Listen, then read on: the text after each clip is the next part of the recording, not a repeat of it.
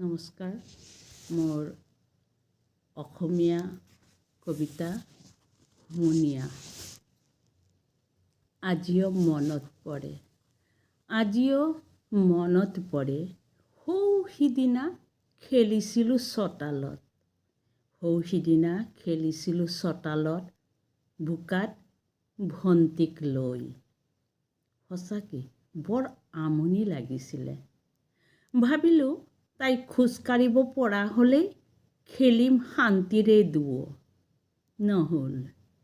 নহ'ল আকৌ এজনী পাৰ হ'ল শৈশৱ কৈশোৰ কেনি গ'ল, আহিল যৌৱন। শুনিছোঁ যৌৱনে আমনি কৰে, সেয়া আৰু নহ'ল। বিবাহ পাখেৰে কেতিয়া আগুৰি ধৰিল,